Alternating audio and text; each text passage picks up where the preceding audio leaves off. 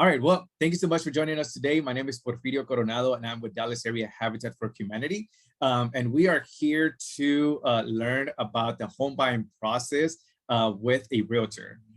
Today, we do have two of our preferred realtors, Laura Cano and Candace Rucker, that will be presenting to you, the steps of buying a house, okay, especially with a realtor.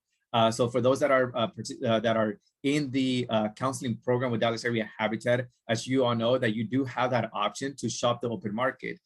So Ms. Candace and Laura will show us the NMLS to see what exactly is out there based on your pre-qualification amount. So take a lot of notes, and also they are going to talk a lot about, the steps of buying a house, but also more than likely to put your needs and your wants, okay? Because it is a tough market out there, but just because it's a tough market right now, doesn't mean that it's not a good time to buy a house. The best time to buy a house right now is right now, right? Whenever you start, that's the time to buy a house. So without further ado, I would like to go ahead and welcome Ms. Candace Rucker and Laura Cano. Good afternoon. Hello, everybody. Hi, guys. So happy to be here today. Yes, please just tell us a little about yourself, and then we can go ahead and get started. Yes, my name's Candace Rucker, and I'm with Rucker Property Management Group in Dallas, Texas, and Fort Worth, Texas.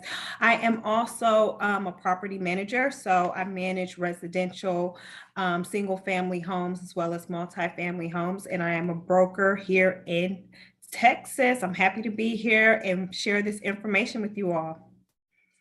Hi guys, I'm Laura Cano, and you can find me on Instagram in Real Estate with Laura Cano. And I have been in real estate since 2004, so I've seen all the ups and downs and cycles of real estate.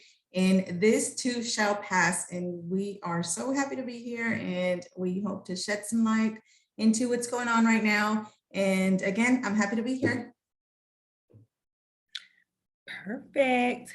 So we're going to get started, guys. We have a lot of information to cover, and we are very excited to do so. And we just want to first off just thank you all for joining us this evening and taking this step to finding out additional information about the home buying process.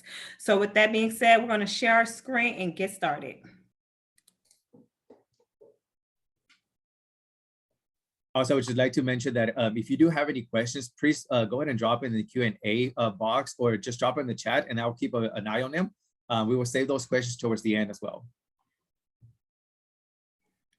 Perfect. Thank you. And can everybody see my screen okay? Okay.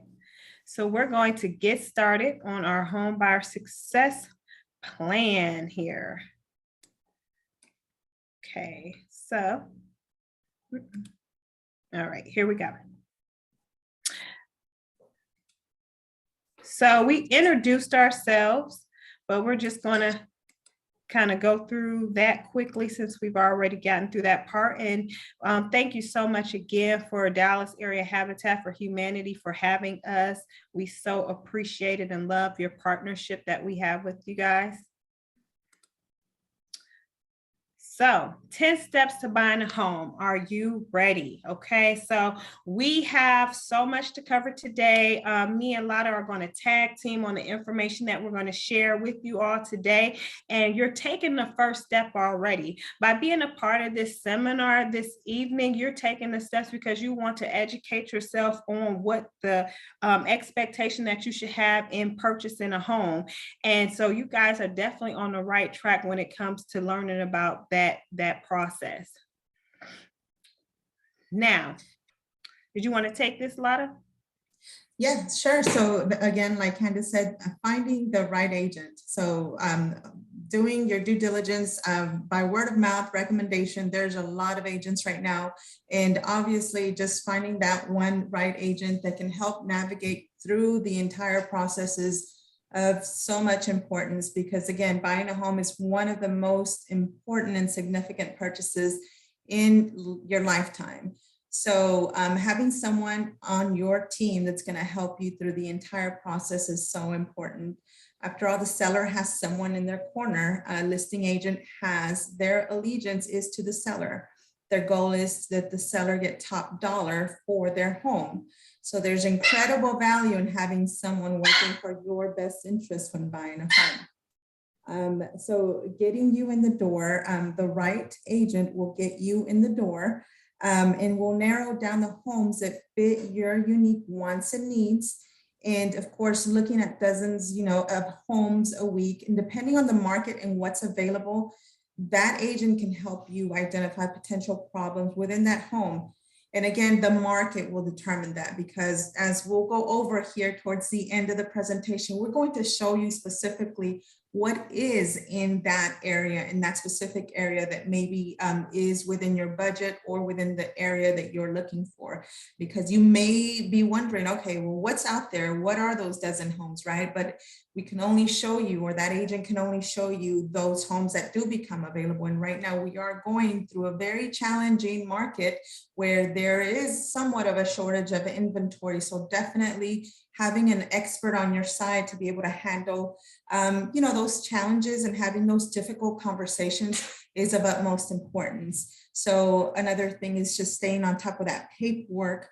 It's a lot of paperwork, and being able to take a simple approach, because again, buying a home does involve lots of documentation, and having that experience and knowledge to be able to navigate the real estate contracts and ensuring that nothing is overlooked is truly, truly so important, to be able to have someone on your side.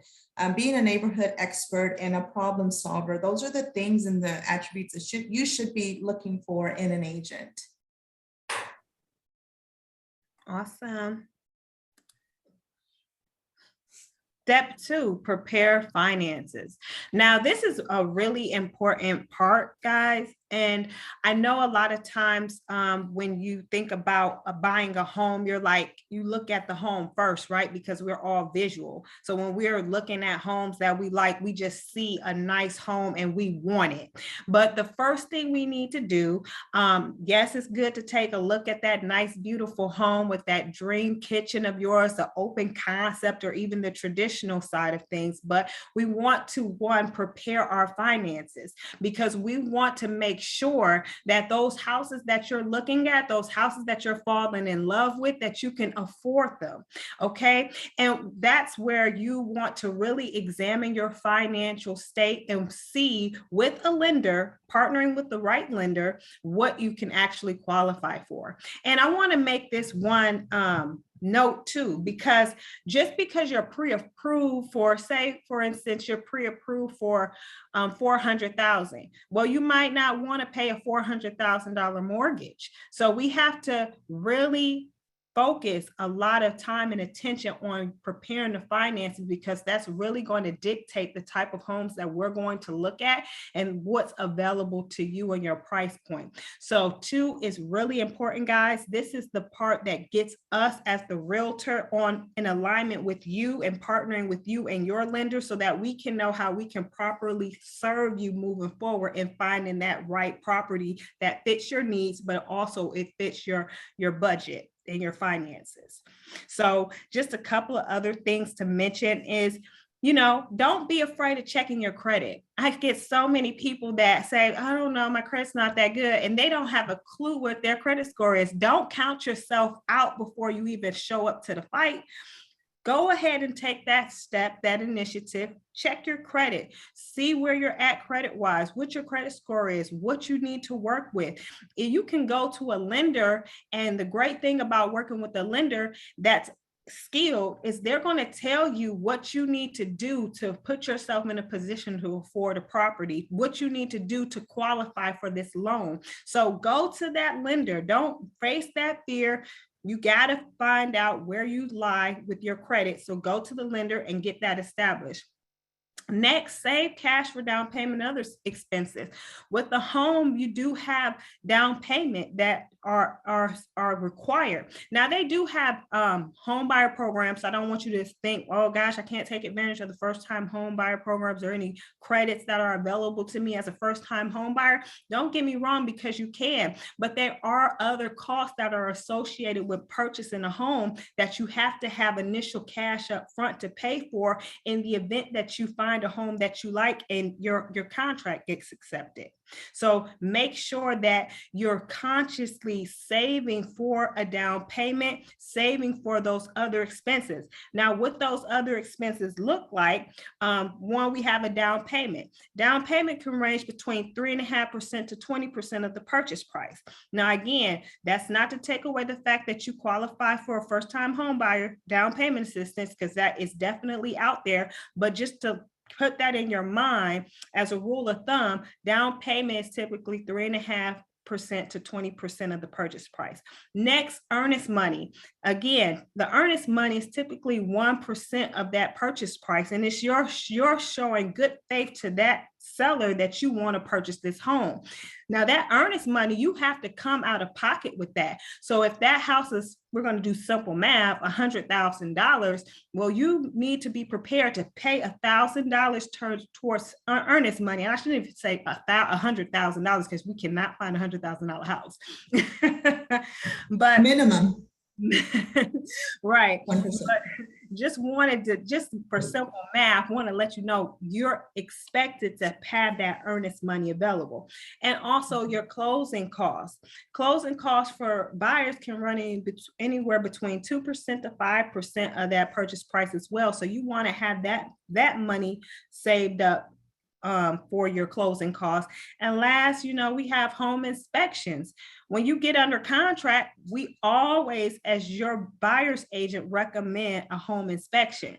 Home inspections to have your property inspected is running anywhere between $300 to $500. So these are those upfront costs that we talk about that are not covered by down payment programs. You have to have that money on hand in your savings account to be ready to play the game of buying a home. So just wanted to bring those items up. Anything to add here, Laura?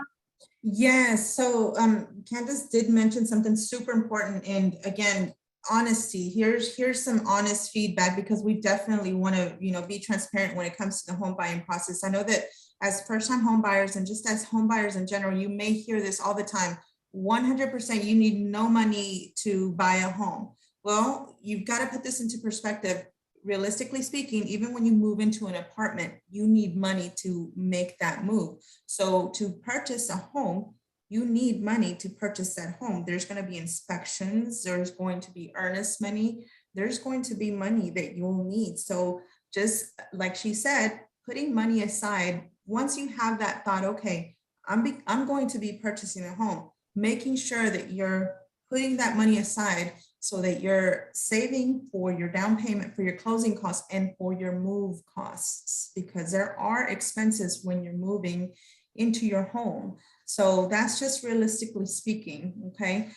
So the 1% earnest money, that's just a rule of thumb. But again, in this market right now, the more aggressive that you can be, and we'll talk about that once we show you here at the end of the presentation, the better that your offer will look on paper. That earnest money is that good faith money that the title company will hold at their office, and that you'll have credited back to you at closing.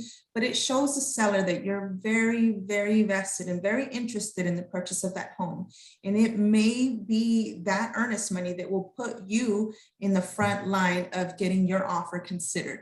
So to just keep that in mind. Don't be stuck on a number. Don't be stuck on, I can only do 1% on that earnest money, because in a contract, everything is negotiable, everything. So I just wanted to add that. Awesome. Thank you so much, Lotta. And again, we're on number 2 and 3 because they really do run hand in hand with preparing your finances and getting that pre-approval so that we can further assist you in finding your home. So we're going to go to the next slide. Okay, preparing for a home loan. Okay, so getting qualified, that, we touched a little bit about that. And, once you speak with the, your homeowner counselor there at Habitat, and you are connected with a good lender, they'll be able to give you more specifics in regards to the type of financing that you'll qualify for. But just to give you somewhat of an idea, these are the different types of loans. We're not lenders, but we are experienced in regards to the different types of loans that have come across. So one of them is a VA loan. If you're a veteran, you qualify for this, typical credit score is this, and the down payment would be no down payment, as well as a USD loan. An FHA loan and a 3.5% down is the minimum required. Conventional loan is 680 plus with 5 to 20% down. Now, depending on the lender and the product that they have, that may change. That also changes depending on your credit score. So this is just kind of an overview of getting qualified and the qualifications, the income qualifications, because the lender and the product that they have to offer you will be the final, that will dictate what program and what the actual down will be, okay? So just keep in mind that the qualifying income, you will need the W-2, 2 years. That will come from income from part-time jobs, from a second job, overtime bonuses, seasonal jobs, all of the income that you have qualifying that will allow you to qualify. Non-qualifying income is, of course, income from lottery, gambling, any income that that the lender cannot source, okay? Any under the mattress income. So please keep everything in the bank so that the lender can source it, because sometimes we keep some of that stashed money in the piggy bank or under the mattress. We want to make sure that if you are serious about buying a home, the lender can source that income. Okay, those documents are W-2s for the last 2 years, 3-month worth of pay stubs, bank statements from the last 3 months, and your previous 2 tax years, and your list of debts and assets. It may seem a little bit overwhelming, but I promise you, once you get the process started, a lot of lenders make it so easy. It's just pasito a pasito, step by step. You can go through an app and start uploading all of your documents little by little, where it's just seamlessly. So a lot of times, if you just look at the big picture and look at all of these items that are needed, it just becomes overwhelming. But the first step is just at least getting started. So again, if you're self-employed, that may be a different program where you don't need a W-2. So that will depend on your situation, and the lender will put you in the best program and the best product for you. Awesome. All right. My favorite part.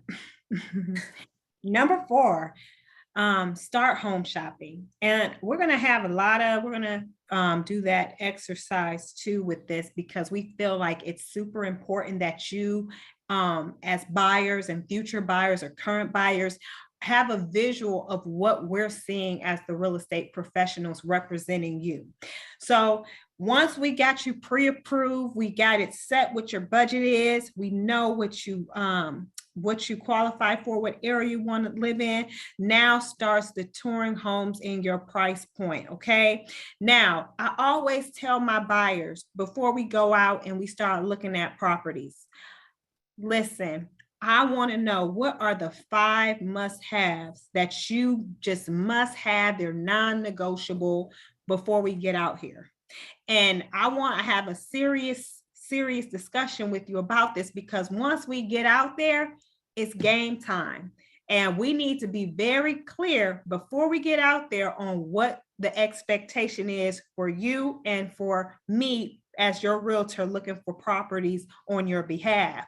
So we talk about those 5 must-haves. Some people are really into, I need a 2-car garage. Some people are like, I cannot live without a big kitchen with the island. I cannot do it. Some people want a big yard. Some people prefer a brick home. They have to have a brick home. They don't want anything but brick. We also have people that, hey, I want a big closet. I deserve it. I've been in this apartment. I'm not going anywhere if it doesn't have a huge closet, a walk-in closet. I need a tub separate from my shower, and that's that's, that's my must have. So these are the conversations that we want to have up front before getting out there, because like I said, once we get out there and start looking for a home for you, it's game time. You're going to be seeing so many different homes, your perspective, everything's going to start changing, because you're visually walking these properties, you're visually going to these neighborhoods,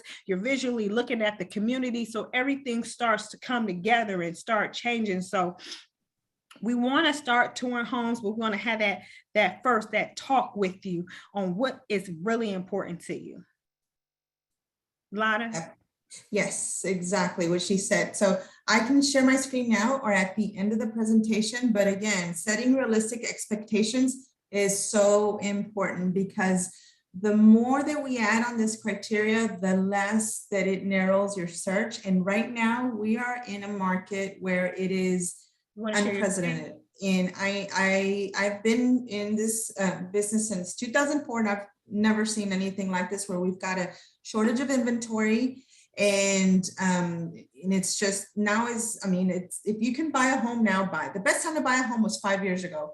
The next best time is now. So it's always a good time to buy a home.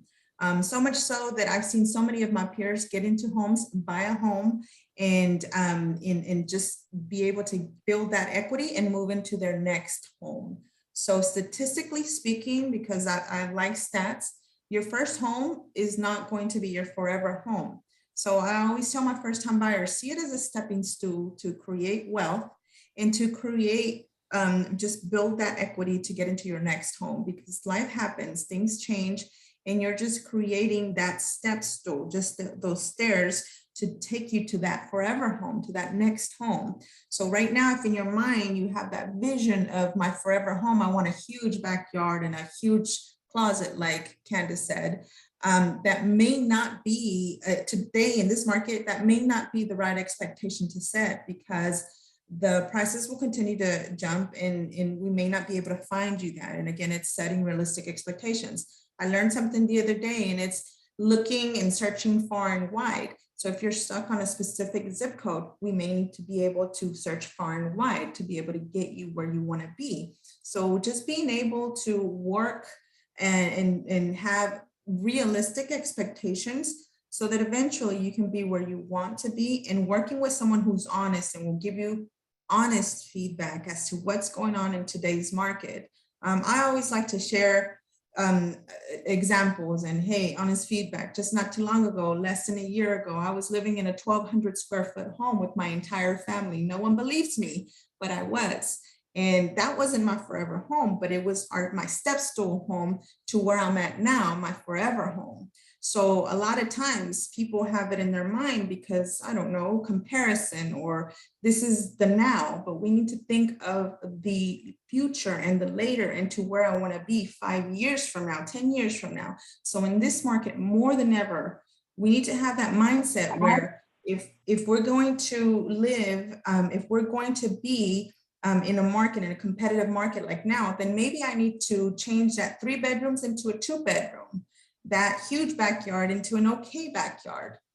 Maybe we need to expand our search a little bit more so that I can get into a home that will allow my family, to get that forever home 5-10 years from now. So that's the feedback that I'd like to share with you, because if not, we're going to be turning our wheels for a very long time. And that's just the honest truth. And Candace and I are the ones out there, boots on the ground looking. We know what's out there. So that unicorn home may or may not be there, but I definitely want to be able to share truth with everyone that I come across. So that's my feedback. So if you want me to share my screen, Candace, I can do that right now.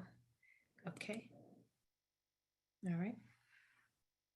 So I want to share and give you guys an idea of what we see on our end. Okay. Can you see this? Yep. Okay. So this is the MLS for our search. This is the search engine that we use.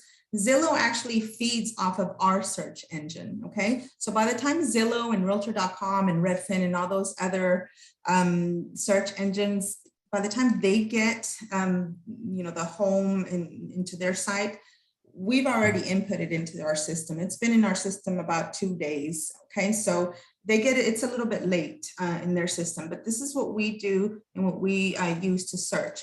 So we can take an average price home, say for example, we'll just say Dallas, or I don't know if someone has an example in the chat that we can use. We can say Dallas and we can say 200, 250, and, or even here, let's do 200, 250, Candace.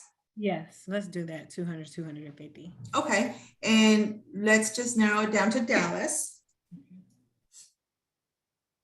Just so that you guys can have an idea of what we see in the back end. And let's say we want a big backyard. That's 0.5 to 1 acre, because I get that a lot. I hear, I want an acre, right? I want a big backyard. So let's just say 0.5 to 1 acre. So in the entire city of Dallas, you see down here on the left-hand side, there's 0 matches for active listings in What that about price coming range. soon? What about? Okay, let's take a look at coming soon. There's 0 for 0.5 to an acre. 0.5 is, I mean, it's 0.5. So let's look at, 1 to 3 acres. Okay. There's 4. I want to see how these, properties look, because there's 4. So there's 225. This is a condo. And apparently this is a mistake at the way that it was inputted in the system. Yeah, because this is a condo. Yeah. So obviously this is not 2 acres because it's a condo. Okay. So we'll look at another one. This is also a condo. So that's not 2 acres. As you can see here, it says 2 acres, but it's a condo. So another condo and another condo. So in the entire city of Dallas, in the price range from 200 to 250, there's only condos available. Okay. No single. So do what now? Single family residence. Because there's Okay, no. so Yeah. we'll do single family. There's none. None. Somebody said 3. Okay, so we'll increase the price, or we'll let's see, we'll do the county. We'll do Dallas County. Entire Dallas County. Entire Dallas County, it looks like there's 1 single family residence. And we'll even remove that. And there's 1. Okay, just 1 property that's $200,000 to $250,000 in Dallas County. So that's 1 home for however many amount of buyers that are qualified right now with that size backyard. Okay. And the reason that we want to show this is just so that you can have an idea of where this property is at. It's in Lancaster, the condition of the property. It's sitting on, a large lot. But what we see in the back end is that this is not a property that is, I guess, ready to move in, that an actual FHA loan would be able to, or a conventional loan. This is pretty much a, flip opportunity, as you can see. All right. Can you see that? So the reason that we talk about going far and wide is so that you can kind of get, expand your search. And what county would you like me to move that to? Let's expand it to, let's do 250 to 300, and let's do LS County, okay? So 16. There's 16 properties.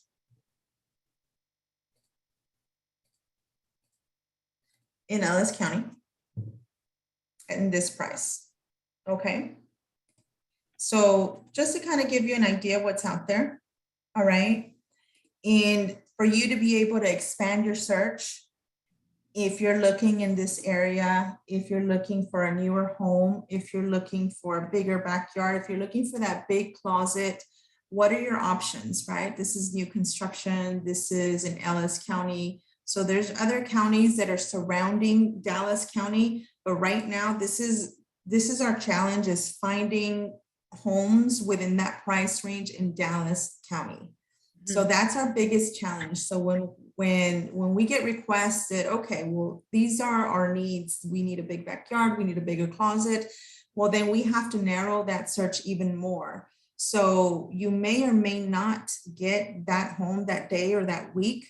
And then when we do find that home, it's your offer with everyone else's offer. So it's our advice just to go ahead and, those expectations, remove those expectations and be willing to just expand your search, go far and wide, and definitely just think of this as, think like an investor. You're investing into your family's future, right? So is there anything else that you want me to share here on the screen? No, I mean, I think this speaks for itself for sure. So this is expanding the search and going a little bit further out. This is 280. Okay. So obviously you get a little bit more to choose from. And we see the right? footage too. Just So one. this is a four bedroom, 2 bath, square footage is 1720. It's a newer home. So your options, again, new construction. A lot of my buyers that are wanting to find a new home, I've given them that option to look for new construction, even if that means waiting 4 to 6 months for that new build. Wait 4 to 6 months for that new build. While you're waiting, build that equity, but just let's create a plan that works for you, because the pricing definitely continues to go up. One of the most important things to look for when you're buying new, and a good experienced agent will make sure that there is a clause in there that will not raise the price once you're under contract. So you definitely want to make sure that all of the paperwork, even when you're buying new, it is so important to have a good agent on your side. So I just wanted to make sure that I share that with you. So there's more options here if you expand. So Ellis County is not the only county. There's other counties that you're able to purchase in, but right now those are the challenges that we have.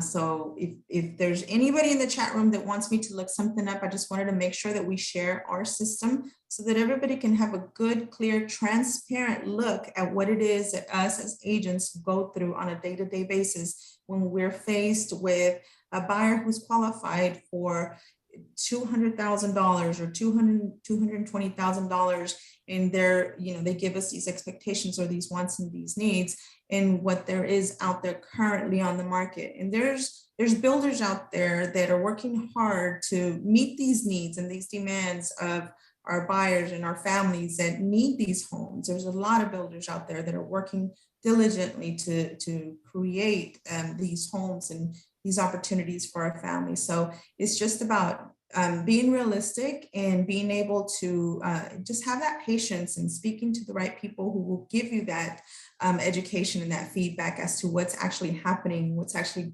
going on in the market. So awesome. So let's go back to the presentation. And if anybody right now has any questions, please add them on the chat. We're going to make sure that we do answer and we get those questions answered for you. And again, this isn't to discourage anyone. This is actually to do the opposite. We want to encourage you. We want to encourage you to dive in. We want to encourage you to send offers, to get qualified, to create a plan, a strategic plan as to what are we going to do? What's our next step? Where is our next move? But in order to create a plan, you've got to know what's out there. What are we dealing with out there? So if you don't know what you're dealing with out there, it's not, your plan is not going to be as strategic as we'd like it to be. So now that we've shared this information, I really hope that you leave today's class with some knowledge and some information that will help equip you with a good plan in place with all of your partners here with Habitat for Humanity and us as well. I mean, we're here to just help create a plan for you. Awesome. Thank you, Lotta. Beautifully put. So the next step in this process is make an offer. So, Lotta, she's shown you her entire MLS and what we are to have an expectation for when we start to go out there and look on the market. So now you found your home. You're like, I love this home. I want it, Candace. I want it, Lotta. Let's do it. I'm ready to put an offer in. So let's put an offer in. Now, when we are submitting an offer in this market, there's a couple of things that we want to definitely be mindful for.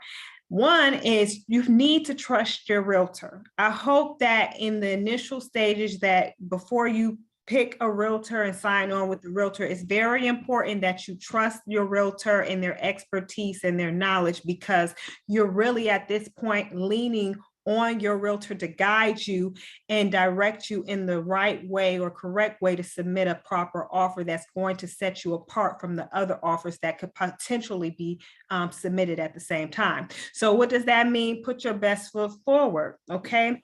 We talked a little bit about that earnest money. Now, typically the rule of thumb is 1% of the purchase price for earnest money. But in this market, we're seeing people put more than 1%. They're putting, would you say, Lotta, between maybe 2 to 5% down? Yes, the more aggressive as far as earnest money, the better that it looks. And again, the earnest money is, just think of it as good faith money that shows the seller you are serious. And in good faith, you're putting that money ahead of time. Just for lack of better terms, you're putting that home on layaway, and I'm putting my money here, and I'm going to get it once we close. Now, that earnest money, you've got to make sure that you have a good agent that keeps track of all of the timelines, because if any timeline or any deadline is not met, that earnest money can also be at stake. So it is good faith money, but it's also money that can be at stake. So you've got to make sure that you have someone that knows their contracts like the back of their hand. So definitely between 1 to, I've seen 10%. The more that you put down, the more that it shows that seller that you are interested and you are ready to buy that house. So yes. Yeah, 10%. Wow. Yes. I saw somebody put $40,000 this last weekend. So, and they still didn't get the house, but it was a different price point. All right. So shorter inspection periods. Now we want to talk about this, because I would never advise for you not to do an inspection, although people are foregoing inspection periods these days, meaning people are saying, I don't need an inspection period or option period. Let's just move forward. I'm going to buy the house. I personally, as a realtor, would not advise on that. I definitely would say, hey, let's do a shorter inspection period, like 2 days, 2-3 days. I think we could get it done in 2-3 days, to be honest, with our network of inspectors that we have. They've typically got a good turnaround time for us. But the shorter the inspection period, that also makes your offer look more attractive to that seller, because that means that you're not trying to play games. You're not trying to prolong it. You said you want to just get an inspection, get in and get out, and make sure that you want to move forward with this property. So shortening up that inspection period really would make your offer look a little more appealing, or a lot more appealing to that seller. Did you want to add anything to that, Lotta? Yeah, so unless you're an inspector and you can inspect the home on the spot when you're when you go to look at it, yeah. So yeah, definitely. So the option time begins the day after your contract is executed. So even if you have a 24-hour, a 1-day option period, if your agent has an inspector that's ready on call to go do that inspection report, you should be able to get that inspection done. However, I don't advise that you waive that inspection period, because even though you may not have a lot of room to negotiate repairs in this market, you're almost waiving, or you're almost going blindly into the purchase of that home. without allowing somebody to see what's going on. Now, going into inspections, what the inspector is going to look like, there's probably going to be a 10 to 20 page report. I would say that that's more of a honey-do list unless it hinders the integrity of the home or the insurability of the home. Some of those items are going to be the roof, the foundation, the plumbing, and the electrical. So those are the major items that you would have to look at once the inspection report comes back. Other than that, I mean, especially if it's an older home and it's been loved and, you know, it's TLC, then, you know, it's a honey-do list. So definitely look for those big money items that a good agent is going to help negotiate those repairs, either the price or the actual repairs. So definitely don't waive the inspection period. So 3 to 5 days, yes, but if you want to be aggressive, I mean, you've got to be able to have someone in your pocket ready to go on call when you're ready. I've seen 1 day, so yes. Awesome.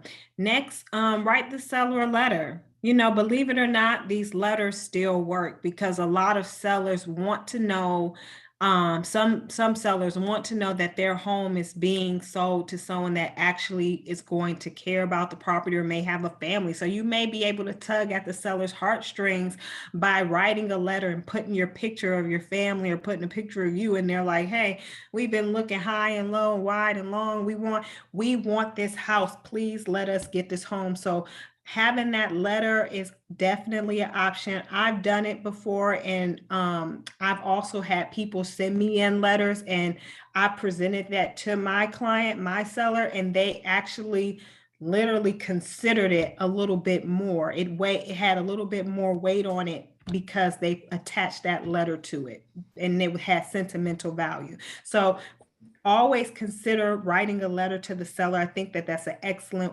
strategy to help you to get the offer accepted that you submit. Mm-hmm. Yes. Yes, even though, I mean, your agent will check as far as like the guidelines and legalities, because I believe using pictures is no longer allowed with track. She's right. It could definitely help. And having a good conversation with the other agent, right? Just having a good conversation with the other agent. It's always good just to be able to have some transparency as to what do your sellers need? Do they need a lease back, right? Because right now in this tough market, if someone's selling a home, do they need a lease? Do they need to stay in their home a little bit longer? Be open-minded. Just tell them, hey, do you need to stay in your home while your other house needs to be built? I'll offer a lease. A good agent will be able to negotiate that, right, Candace? We've been able to help with lease agreements. Put a lease agreement together that will help meet the needs of that seller to make it comfortable, to make that move easier, because right now everyone is dealing with this market, not only the sellers, the buyers as well. So everybody, and it's just a matter of working well together to be able to just go through the purchase and the sell, because once they move, they're going to need to purchase a property of their own. So having that agent put together a good plan in place, and even if it's a lease back, so that once you purchase that home, that seller stays in that house, that may be the winning offer that they need, because you did offer that lease back. So that's another game changer there. So yes. Awesome. And too, with the market that we're seeing, closing as quickly as possible is always an option. So that means that we really need to be in line with your lender and the timelines that they even have. We have to be in communication with them, because we want to make sure that, can you guys close? How quickly can you close this file? And we want to, whatever date that is, we want to do that prior to those 30 days. If we can I've had lenders that can do a 14-day close. I don't know if Lotta has had lenders that can do sooner, but I've had lenders that can do a 14-day close. I've had it done before. So it is possible. Even if you're getting a loan, a mortgage loan, it doesn't only pertain to cash when you're doing a quick closing. So keep that in mind. Lender, whoever you choose for the lender, is important in that piece. And that's why it's important to get that plan in place and get your financing in order, because if you do have that plan in place and you have your pre-qual ready, you know, before you even start window shopping, once you're ready to put that offer in, boom, it's the process becomes so much easier. You've gone through the process, and the lender, a good lender that, you know, Candace and I can recommend as well, and you know, Habitat and the counselors can recommend as well. They'll be able to get everything and be proactive as far as employment verification. They'll be able to get all of your documents ahead of time so that that closing can happen seamlessly. So that experience can be great for you guys, because again, the faster that you're able to close, the more competitive that offer will be. I've had it happen again, like she said, 14 days, 20 days, and that is the validity of your financing, and that goes a long way. So yes. Awesome. So we're going to move forward for the sake of time, because I know we are running to the top of the hour here soon. All right. So we talked a little bit in number 6 about already that inspection and how much that costs. So typically, this is a cost as a buyer that you would be expected to pay upfront. An inspection is very important. We never advise for you not to go forward with getting an inspection, and it's typically between $300 to $500. Now, again, Lada already mentioned, we're not focused on those minor items like painting, carpet, a color, you know, we're focused on the main thing. So the 5 main things that inspections that we always want to make you aware of and pay attention to is the HVAC, you know, heating and cooling, the roof. We want to make sure that there's no issues with the roof. We're also looking at the foundation. We want to make sure that this home does not have any prior foundation on it, issues on it. We also want to see plumbing. What is going on with the plumbing? And the last thing we're looking at is the electrical. How is the electrical in the house? Is everything wired correctly? Is there anything that we need to be aware of? Is everything in code, in alignment with the ordinance, the code? So those are the 5 top items that we typically are really honing in on. Those are not the only thing that the inspector looks at, but those are like the most costly items on a home. So if something like that was to go wrong with any of those categories, that could be very costly for you as the buyer. Yep. And again, kind of keep in mind, think of the big picture, because it's the inspector's job to just comb through the entire house, to give you that huge report. And that's okay, that's his job.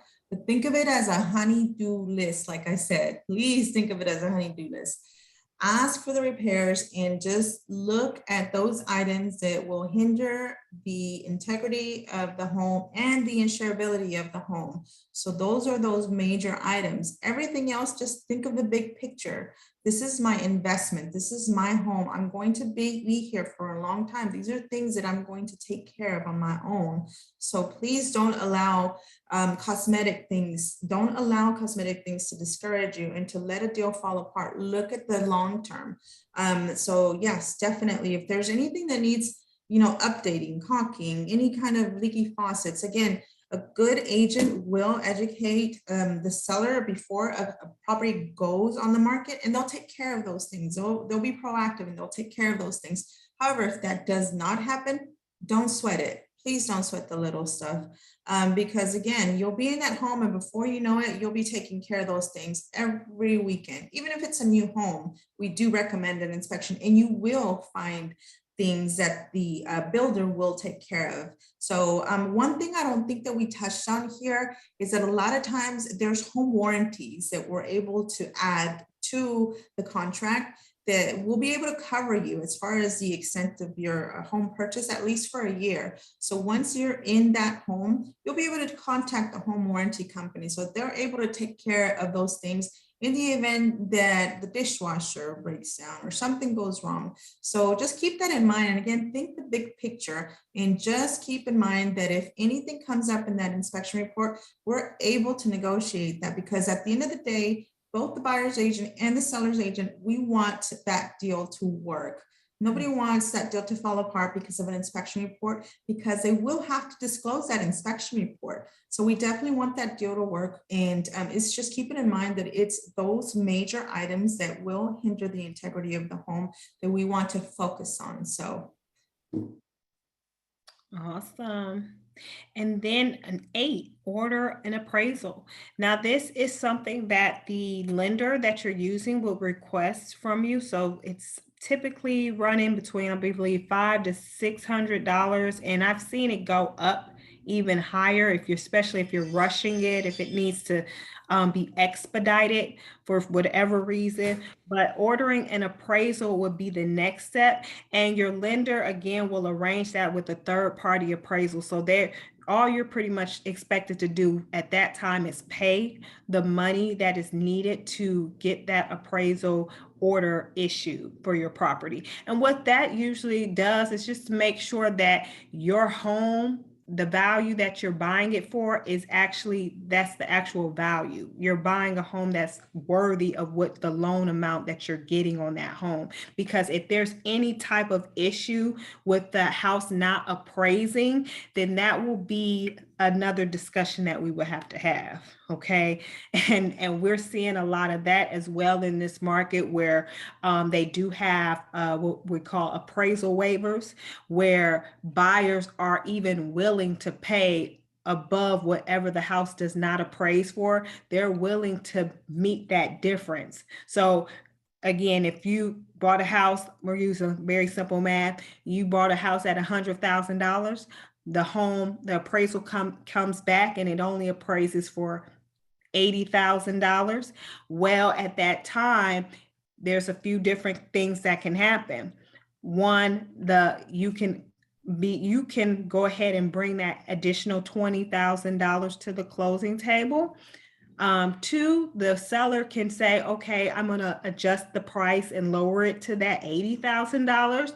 3, you both can come to an agreement where maybe the seller will give X amount of dollars and you are willing to pay X amount of dollars. Or 4, that would typically be grounds for termination if you're, I believe, FHA for sure and VA. I'm not 100% sure on conventional. Do you know a lot of, is it? Yeah, so appraisal waivers, you cannot use them with an FHA or VA loan, only with a conventional loan. But like Candace said, I mean, right now we're seeing buyers that are offering more than, and they are willing to pay the difference. However, not all the time, because we have gotten offers at price. And so it just depends. A good agent will be able to recognize the value of the home and whether it's been underpriced, overpriced, and be able to give you an idea of, okay, you know what, we need to bring in an appraisal waiver. And going over an appraisal waiver is another class of its own, because this is a new form that's been brought in, and you've got a few options when it comes to an appraisal waiver. A lot of agents aren't familiar with the appraisal waiver. There is a way to protect the buyer with that appraisal waiver. But again, to be able to submit it with a conventional offer and being prepared to submit it and just having your finances straight and in order, like we said in the beginning of the class, continuing to save. So the event that you do find that beautiful property and that you want to go in strong and having your finances in order, having that money and being able to say, in the event that we do need to pay over asking, I'm ready, does not mean that you will have to. But again, it is very strong, and just the solidity of your offer on paper will show very strong. So it's just about putting your best foot forward and being transparent from the beginning and knowing what you have to deal with and what kind of market you're dealing with. So, not having any unrealistic expectations. And once your agent has that conversation with you and brings this up, you have an idea. Okay, yes, I remember that. I remember we went over that appraisal waiver. I remember, because in this market value is really what the buyer is willing to pay for that home. So a good agent will go over all of that for you. And like I said, right now with the shortage of inventory and all of these builders that are working hard to create more inventory in this market, it's just, they're working hard to catch up really. So just want to be able to be transparent and give you an idea of what's out there and what we're dealing with as well, so that right now you are able to see what's going on and not discourage you, but kind of equip you more than anything with this information that we're sharing here. So yeah. Awesome. What was it? Okay, 8, okay. Did we skip 9? No, I don't think so. We talked over the appraisal waiver and just going through the closing day. And I believe that's it. Once you go through the closing, you sign ownership of your home, and all of your insurance paperwork, title is changed over to your name, and you'll be able to do all the fun stuff, sign tons of paperwork.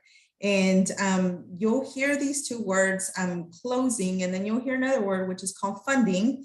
Everyone gets excited, you know, closing time, but really the house does not become yours until it's funded. So you will be asked to bring 2 forms of IDs, and at the closing table will be your agent, your lender, and your title rep. Again, this can be done, well, with COVID, things are different, so it can be done virtually, but right now everyone's open again. So definitely it is your choice. It typically happens there at the title company. And if you need an accommodation, it can be done remotely. I've even had it done at the actual home. So on closing day, all of the process and all of the paperwork and everything else will go away because of all the excitement that is just transpiring, you know, during that day. And typically funding takes, it can be done within that day or the latest 24 hours, and you should get the key that day or the next day. So right before closing, there's a thing called the final walkthrough, where we walk through the property and we just sign off to make sure that the property is in good condition, that no pipes have busted, that no water heaters have overflooded, and the property is in good condition, because we have seen at times where water heaters have busted, and, you know, just that's our last opportunity to make sure that we have one final see-through of the property to make sure that, hey, you know what, this property is about to be mine and I'm taking on a big responsibility. So make sure that you do not skip that final walkthrough, because the next day or that same day, that is your home. So that closing day makes up for everything that you've just been through the last couple of months. So I hope this has been helpful and it's been informative. And if you have any questions, please share on the chat, and Candace and I are here.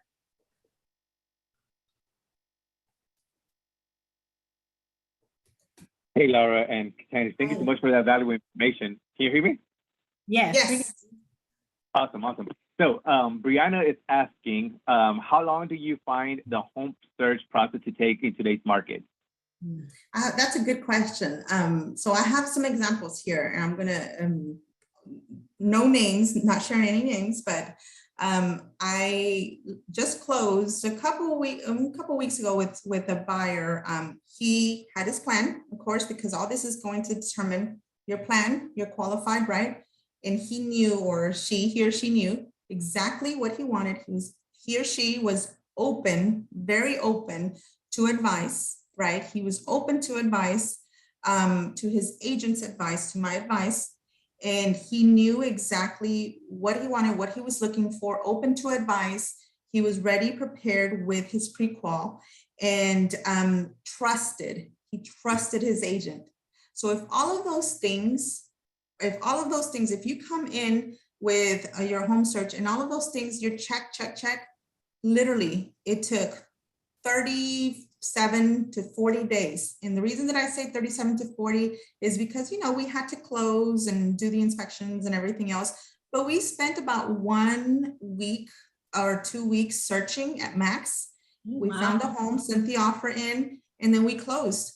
Now, on the opposite of that, there's been a couple times or 1 or 2 times where it's been the opposite. Yeah.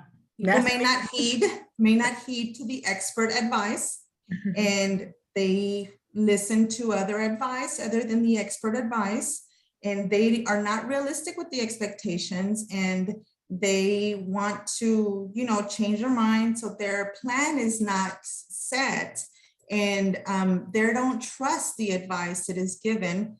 And those buyers can go 6 months to a year to never.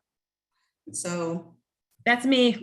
I'm laughing like, I've oh, had that happen as well. that happened. So yeah, so I hope that helps. Right. What other questions do you have for Candace and Laura? I know that they gave a lot of information from the home buying process. I'm gonna stop. Just a sharing. reminder that, yeah, just a reminder that this webinar, it is recorded. So in the case that you would like to go back into, you know, you missed a couple of steps that they went over, you're able to go to it. It is recorded and it's going to be available on our website for your use. Laura, Candace, thank you so much for your valuable information. This is great. And again, it's just to let the attendees know today is that it's not trying to be like a Debbie Downer on what the market is today, right? Because it is what it is, right? But it's more how to equip you and how to keep you open-minded to the different options that you have to have, right?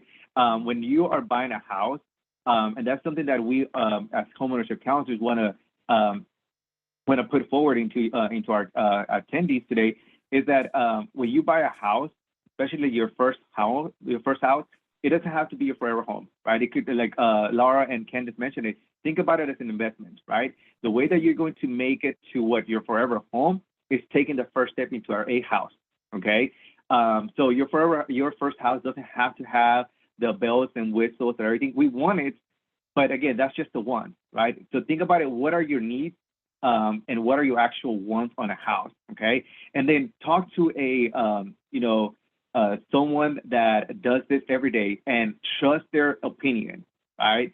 If they tell you that based on your needs or based on your wants, it's unrealistic, listen to it. They're not trying to be mean to you or, like downsize you anything on any sort of way, but they know the market. They know what is going to work best for you. So as you saw, the city of Dallas and Dallas County in general, there's probably not a lot of opportunity out there. So again, think about, more so, where could I see myself living within the next 1 to 5 years? After 5 years, don't even think about it because chances are there's going to be some divorces, some marriages, life happens, right? So most of the time, think about it like, where do I see myself within 1 to 5 years? And after that, forget about it, because life changes, okay? So one last question. Victoria's asking, are they finding the more that people, so are you finding that more people are compromised on location than the areas that they want? Yes. And Yes, absolutely. People are becoming a lot more open-minded, especially when they've been searching for months. I've had my client, she wanted to stay in, Louisville, and we ended up in Crum, Texas. And I have never been over there. Like Crum, Texas, what is that? No, but that's just to show you that people